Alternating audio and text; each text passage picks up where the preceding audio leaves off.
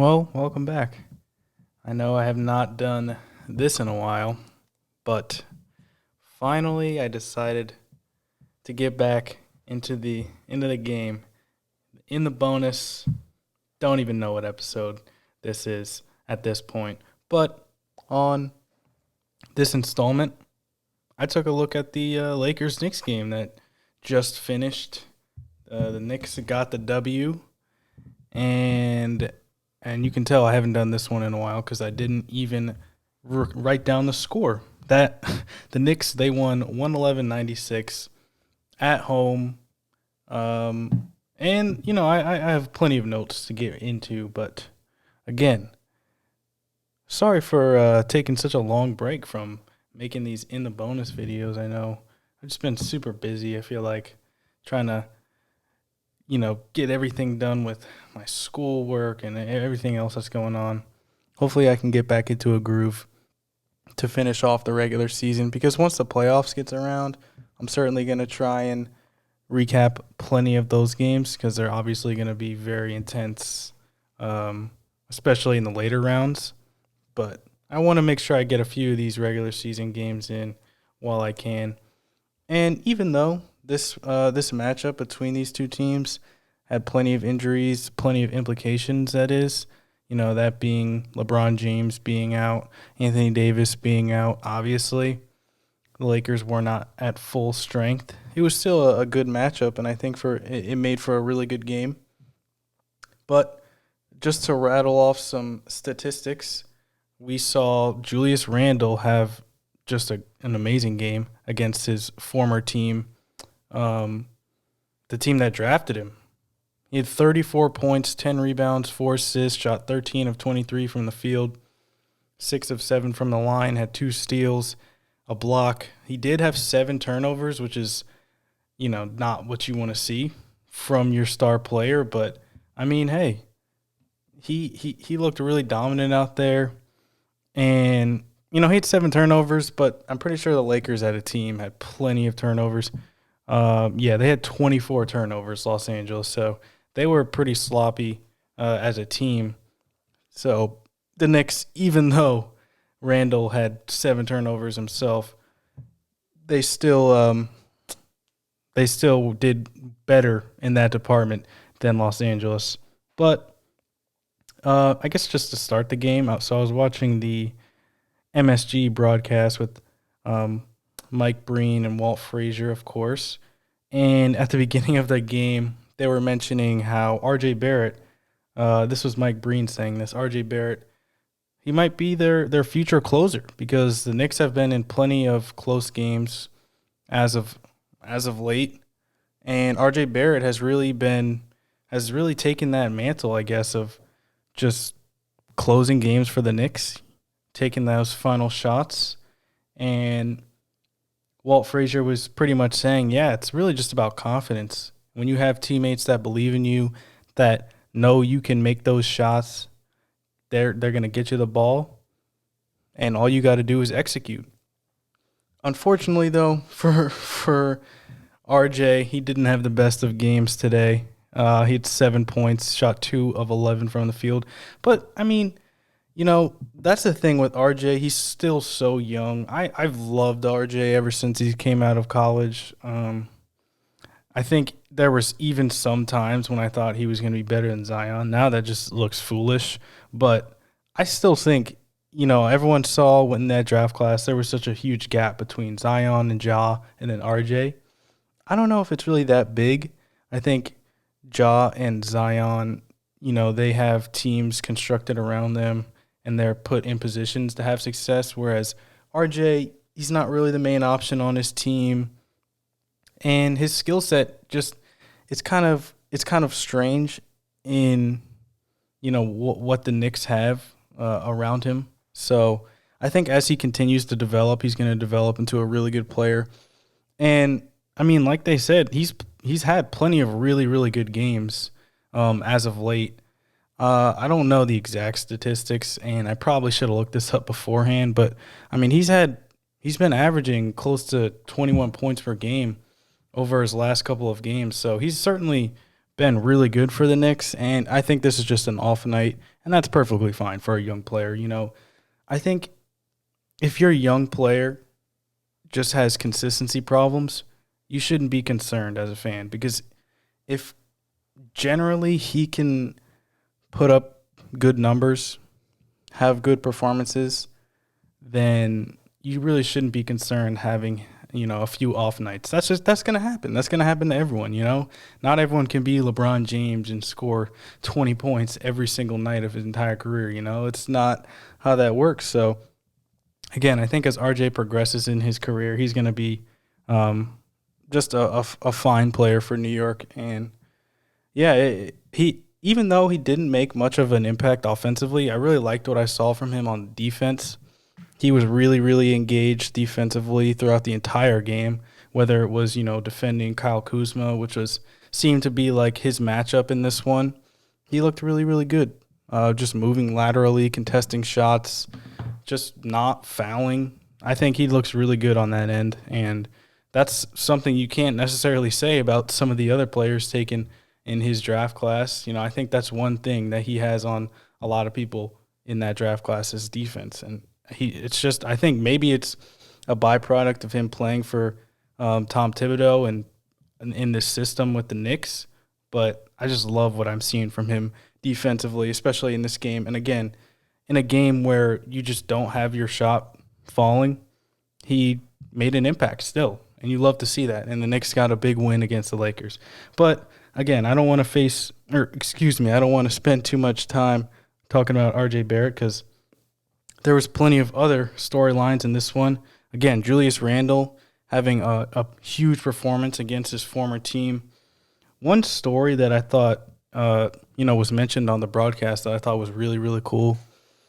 He was mentioning, one of the sideline reporters for the Knicks was mentioning how when Julius Randle was in Los Angeles, obviously Kobe Bryant, the late, great Kobe Bryant, was still there.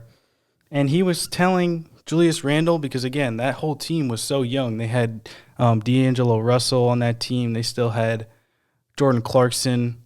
So Brandon Ingram. I mean, that team was so young, and Kobe was just trying to be the veteran leader that he needed to be to really coach up those guys. And one thing Randle said he remembered what Kobe told him was, as soon as you land, if you're playing an away game, right, and as soon as you get off the plane, the first thing you should do, no matter how late it is, no matter how tired you might be, the first thing you should do is get in the gym and put in some work. Even, you might just want to go to sleep, whatever it is, you should get in the gym and go to work. And that's exactly what he's been doing. He's really been putting in extra time, and that's trickled down to the rest of the team. He said he's no longer the only player that does that for the Knicks. A lot of the times he'll have multiple teammates there in the gym late at night with him, practicing, doing whatever they need to be doing, working for the game, which I think is just great. And it speaks to why I think the Knicks have been so successful because, again, they're just building a culture and an identity that just revolves around hard work, toughness. And I think that's why, they've been so good this year. They've surprised so many people. It's just that, and I think this also speaks to why teams need veterans on their roster. Like, if this doesn't explain it, then I don't know what will. I think it's pretty obvious. Like, you always want to have a nice mixture of young players and veterans, especially if you're not necessarily competing for a championship. If there's a team like the Lakers, for example, you might not need a ton of young players on your team. You might just want more veterans. But if you do have young players on your team, especially if they're, some of the best players on your team, like in the Knicks case, you do want those veteran guys to be in that locker room, making sure that, they're holding the younger guys accountable. That's why they want to bring in a player like Derrick Rose or Taj Gibson or Nerlens Noel. Everyone looks at it as if, they're just going to take away time from the young guys and they're not going to be able to develop. Really, they're helping their development. And I think we're seeing that with the Knicks. And I think, players like Emmanuel Quickly, Obi Toppin, they're rookies and everyone's concerned about their development. They're going to be fine. They're going to have long careers in the NBA. And I think this season and maybe even next season, depending on, how many veterans the Knicks decide to keep around, that they might not get a ton of minutes to start their career, but it's certainly going to help them down the road, just becoming more mature NBA players. And I think it's going to be okay for New York. I think all the players that they have, they're going to develop really nicely. I think they're doing everything right, I have to say. But on the Lakers side, I talked a lot about the Knicks, so I guess I can mention what I saw from Los Angeles in this one. Dennis Schroeder, he was pretty good in this one. He had 21 points, 6 assists, shot 7 of 13 from the field. He looked a little hobbled, actually. I don't know if it happened in the game or if that was something that happened in a previous matchup, but he looked a little bit hobbled. He was grabbing at his back quite a bit throughout this game, especially like in the first half. But despite that, he was really taking over in the first half. He had 17 points in the first half for Los Angeles and really was just willing the Lakers offensively. The times when he went to the bench, the Lakers just looked lost. I mean, to start the second quarter, Los Angeles offense was just stalling because they didn't have a real facilitator, a player that could really get their offense flowing. I love Talen Horton-Tucker. I think he has a lot of potential. He actually caught a really, really nice lob, a reverse lob. I'm sure everyone is going to see that on the highlights, but he caught a nice reverse lob in transition for the Lakers. But, I'm not necessarily sure that the Lakers want him handling the ball and facilitating the offense. Same thing with Alex Caruso. I think Alex Caruso is a fine player, especially defensively. He made some big defensive plays in this one, but I don't know if that's necessarily the players you want facilitating your offense, running your offense, and I think that's really where the Lakers have felt the loss of LeBron James, because obviously he's one of the best. I mean, he's one of the best players, period, in the league. But not only that, he just knows just about more than anyone how to run an offense, how to get guys in the right position to score and things like that. So I think that's really where the Lakers are hurting, just not having that secondary ball handler necessarily. And I think having a player like Rajon Rondo right now, in the dog days of these regular seasons, although these games don't necessarily matter, I'm not necessarily concerned about the Lakers. I think they're going to be okay once they get LeBron and AD back. But at the same time, I think having another point guard on this team would certainly help, because they don't necessarily have one right now. And outside of Schroeder, and if he can't go and if he's a little bit hobbled and, he can't obviously play all 48 minutes, those minutes where he's on the bench looked pretty bad for Los Angeles. But again, you can't really put too much stake into this game. I think it was a good win for the Knicks, especially. I saw a statistic that when the Knicks are leading after 3 quarters, they were 14-0 entering this game, so now they're 15-0. So the Knicks know how to hold a lead, I guess. But again, it was just a solid game for New York overall. I'm just looking at my notes. I don't necessarily have anything else. I guess one thing I noticed with New York was, at least in this game, I don't know if this is every game. I can't really speak on the Knicks. I don't watch every Knicks game, but at least in this game, they looked really isolation heavy, a lot of their players. And I guess this is another point I kind of want to mention. I think Alfred Payton gets a lot of hate from New York fans because he's not necessarily a true point guard. He's a more score-first point guard, which is fine. That's perfectly fine. He had 20 points in this game. He was really efficient, shot 9 of 12 from the field. So he was really efficient and had a really, really good game in this one. But I just feel like I think the Knicks, in order to really reach their ceiling with this, at least this iteration of their team, with Randle being the all-star that he is, with R.J. Barrett, the potential that he has, I think they need to find a point guard who is more pass first, because a lot of possessions, it was just ball stopping. It was really, there's a lot of ball stopping with Randall. There were some nice possessions where the Knicks would swing the ball all the way around the perimeter, get it down low in the paint, and they would get easy baskets. But a lot of the time, they would swing it to Elfrid Payton, and he would take a bunch of dribble a lot, try and get into the rim. Same thing with Randall. So I just feel like they need a point guard who isn't a ball stopper necessarily, more of a pass first point guard, someone that doesn't necessarily even need the ball to be effective on offense, particularly someone that can shoot. He didn't even Elfrid Payton didn't take a single 3-pointer in this game. So I think that's what the Knicks need to really. I think that's exactly who they should try and go after this offseason. And it's kind of strange because you think about it, they have Derrick Rose and Emmanuel Quickley off the bench who are very similar. I think Derrick Rose is a really, really good spark plug, and I think they should keep Derrick Rose moving forward. I think that's a really, really good six-man to have.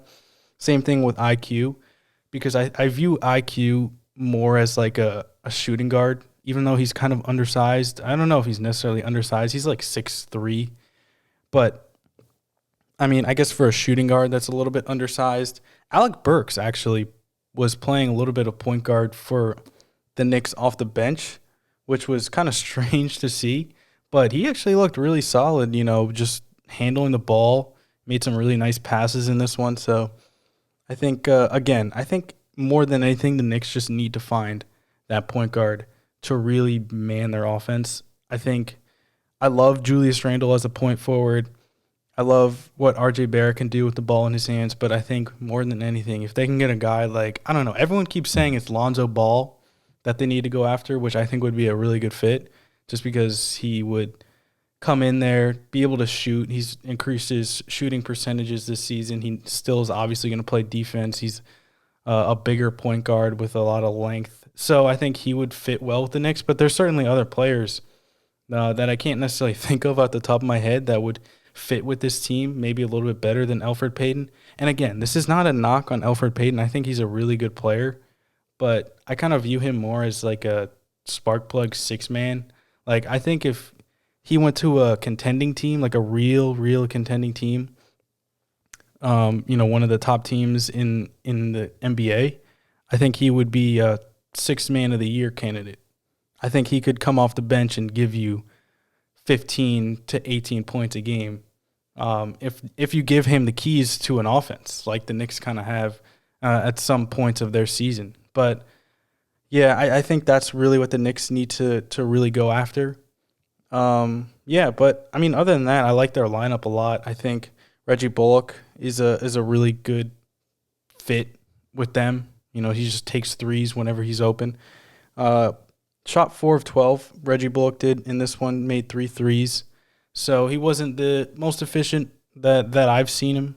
He's certainly been a little bit better from 3 in previous games, but it was all right. And then Nerlens Noel, who I mentioned a little briefly earlier, he played well in the minutes that he did against, especially Andre Drummond, who was pretty much a non-factor in this game. He only had 3 points. He only shot three. He only had 3 field goals, 3 field goal attempts in this game. So the Knicks did a really good job containing Drummond and just making life very tough for him. They were double teaming him pretty much every time he got the ball in the low post. So that was a good defensive strategy for New York. But yeah, I mean, other than that, again, there's not much you can say about this game with all the injuries that the Lakers are facing. But I think, again, this is a good win for the Knicks. Their 3rd straight win, I believe. So, yeah, it was a good one. It was a fun watch. And, I'm again, just moving forward, I'm going to try and get some more of these in the bonus episodes out. I'm going to obviously look at the NBA schedule and see what games I need to cover. But, yeah, if there's any games that you would like to see me talk about or any teams you want to hear about, let me know in the comments. And, well, think this is a good episode for myself, Jorie Mickens. And again, be sure to check out our full court report episodes, full episodes every Monday morning. So be sure to tap into those. But yeah, thank you so much for listening to this episode of In the Bonus. Again, my name is Jorie Mickens. Take care, everyone.